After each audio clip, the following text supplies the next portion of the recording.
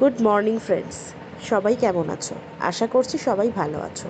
প্রত্যেককে আমার মিনি ব্লগে ওয়েলকাম জানাই। আজকে আমার সকালটা কিন্তু বাড়ি থেকে শুরু হয়নি। আজকে আমার সকালটা শুরু হয়েছে আমার মায়ের বাড়ি থেকে, অর্থাৎ আমি বাপের বাড়ি এসেছি। এবার বুঝতেই পারছো যে বাপের বাড়ি আসা মানে কতটা রিল্যাক্স মুড আর কতটা আনন্দে সবাই থাকে। তাই আমিও আজকে সকালে অনেকটা রিল্যাক্স করে দেরি করে ঘুম থেকে উঠেছি। এই যে মাম্মাম, সেও ঘুম থেকে উঠে পড়েছে।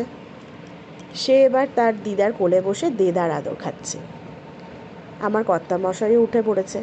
এই কর্তামশাই আর আমি এবার দুজনে রিল্যাক্স করে গল্প করতে করতে একটু চা খাচ্ছি। বাড়িতেও একসাথে চা খাওয়া হয় যখনও ছুটি থাকে, কিন্তু বাড়িতে রিল্যাক্স করে চা খাওয়া আর আমার বাপের বাড়িতে দুজনে রিল্যাক্স করে চা খাওয়ার মধ্যে অনেক পার্থক্য আছে। আশা করছি সবাই সেটা বুঝতে পারছো।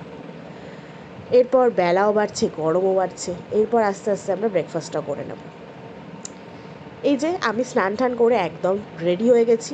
এইবার মাম্মামকে আমি লাঞ্চ করাতেও বসে গেছি। মাম্মাম তো ওর দিদিয়ার বাড়িতে কবজি ডুবিয়ে লাঞ্চ করছে। এবার মাম্মামের লাঞ্চের পর আমরাও এবার ভালো করে লাঞ্চ করতে বসবো। আমাদের লাঞ্চের মেনুটা আজকে মা একটু সারপ্রাইজই রেখেছে। দেখা যাক এই তীব্র গরমে মা আমাদের জন্য কী মেনু রেখেছে। এবার সন্ধ্যে 6টা বাজে।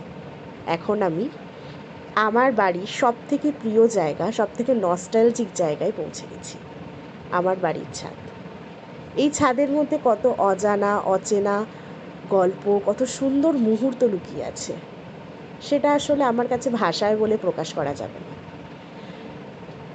আর এই বাড়ির আরেকটা প্রিয় জায়গা হচ্ছে এই ঠাকুরঘরটা। এই ঠাকুরঘরে ভালো লাগা, মন্দ লাগা, আপদ বিপদ, কত কত কিছু আমি কাটিয়েছি। আমার শৈশব, যৌবন, সব কিছু।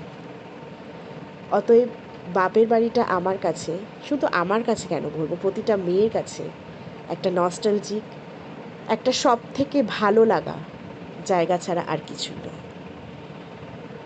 সবাই ভালো থেকো, আর প্লিজ ভালো লাগলে ব্লগটাকে লাইক, শেয়ার আর কমেন্ট করে দিও। টাটা।